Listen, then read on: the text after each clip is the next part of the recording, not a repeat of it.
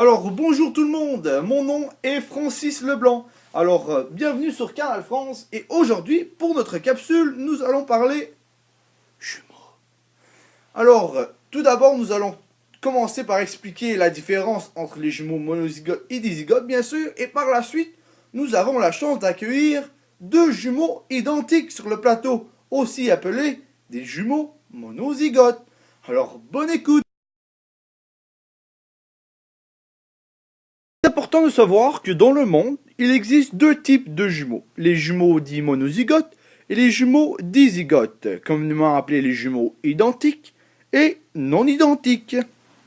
Alors voyons tout d'abord comment se forment les jumeaux monozygotes. Alors, dans l'utérus de la femme, un spermatozoïde va féconder un ovule. Cet ovule donnera un œuf et, par la suite, aura une division cellulaire donnant deux embryons identiques, en vert ici présents.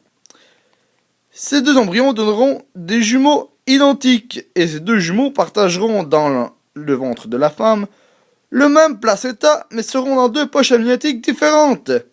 Il y a des cas rares que les jumeaux identiques partagent deux placentas différents comme les jumeaux. Vous savez maintenant comment se produisent les jumeaux monozygotes, dit aussi les jumeaux identiques.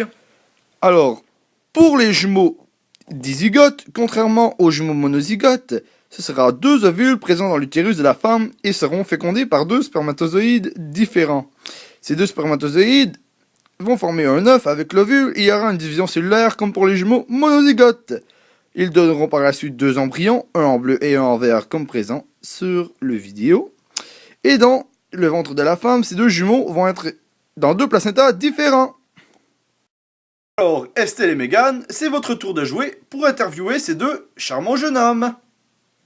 Nous avons la chance d'accueillir deux jumeaux identiques, Guillaume et Sébastien. Bonjour. Bonjour. Les avantages à être jumeaux.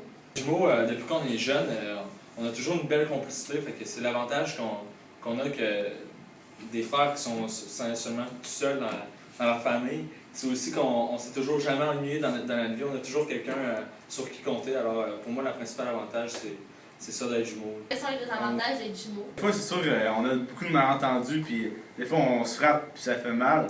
Mais, tu sais, il y a aussi du côté école. Moi, je vais aller à l'Académie Saint-Louis, mettons, en programme golf. Mon frère aussi. Ben, c'était comme trop cher pour ma mère payer pour les deux. Donc, ça, c'est vraiment un des désavantages. Le prix, c'est tout le temps x2. Est-ce que vous trouvez difficile, côté personnalité, de vous démarquer puisque votre physique est pareil? Certains jumeaux que j'ai parlé, c'était dur de se démarquer et tout ça parce qu'ils étaient vraiment semblables puis ils s'entendaient mal. Mais moi et mon frère, c'est tellement pas difficile parce qu'on a comme deux personnalités fortes, mais on s'entend super bien ensemble. Quelles sont les principales différences entre vous? Les jeunes, mon frère, on s'est toujours rassemblés. Alors, c'était souvent la couleur bleue pour moi et la couleur rouge pour mon frère.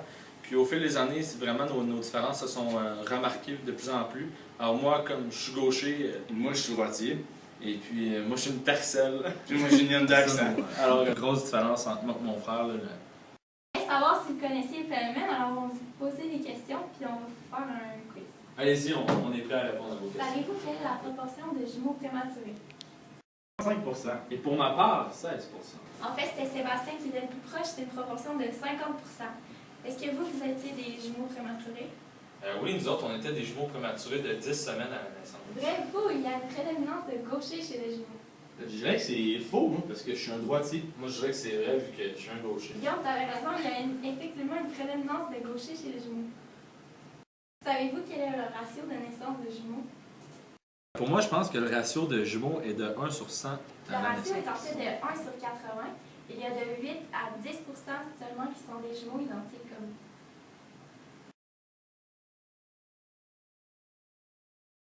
Saviez-vous que les jumeaux pouvaient avoir deux pères différents, comme les chats?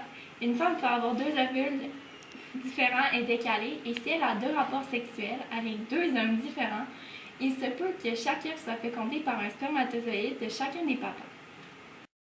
Saviez-vous que même si les jumeaux identiques ont la même ADN, ils n'ont pas la même empreinte digitale? Mais je vous dis bonne chance pour reconnaître un jumeau monozygote car c'est comme si on se regardait dans un miroir.